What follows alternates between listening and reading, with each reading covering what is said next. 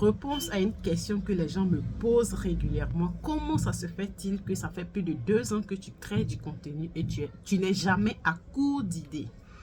Alors, le métier que je fais, c'est quelque chose qui me passionne beaucoup. Et quand on sait à qui parler, on ne peut pas être à court d'idées de savoir quoi dire.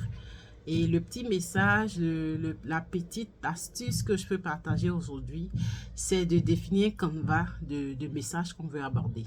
Donc, il y a la stratégie, il y a la communication, il y a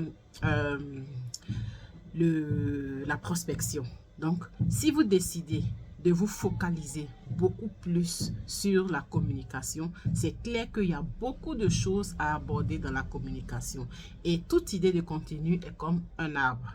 Il y a les racines, il y a le tronc et puis il y a les branches. Et on sait tous qu'après les branches, il y a les feuilles. Donc les feuilles, ça pousse à n'importe quel moment. Soit à partir des questions que les gens vous posent par rapport à l'activité que vous faites. Et justement, aujourd'hui, je fais cette vidéo parce que généralement, les gens me posent des questions. Comment je fais pour pouvoir savoir de quoi parler?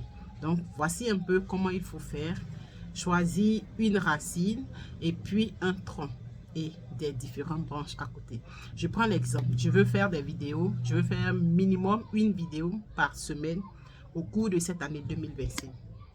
Et j'ai décidé comme ça d'aborder 3 principaux sujets: l'entrepreneuriat, la communication et la création de contenu. Alors, qui parle de déjà l'entrepreneuriat, c'est un sujet très vaste. On peut entreprendre en tant que solopreneur, on peut entreprendre en tant que freelance, on peut entreprendre en tant qu'une grande entreprise. Donc, ça fait déjà 3 types d'entrepreneuriat. On peut aussi entreprendre en tant qu'associé. On ne participe à rien, on apporte le capital et puis on partage les bénéfices à la fin. Donc, ça fait 4 sujets que je peux aborder.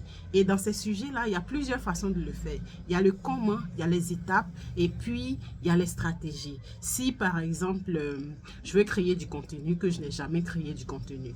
Par exemple, les premières choses à apprendre, c'est comment se tenir devant la caméra, comment parler de façon aisée, comment savoir articuler, comment pouvoir être à l'aise quand on parle. Et puis, il faut aussi un peu de maturité parce qu'il y a les critiques qui ne sont pas forcément positives. Il y a ça à gérer. Il y a les haters, c'est-à-dire les personnes qui vous détestent parce que pour ce que vous faites, les commentaires négatifs, comment les gérer. Et il y a plein d'autres choses que vous devriez penser, que vous devriez intégrer quand vous décidez de prendre la parole.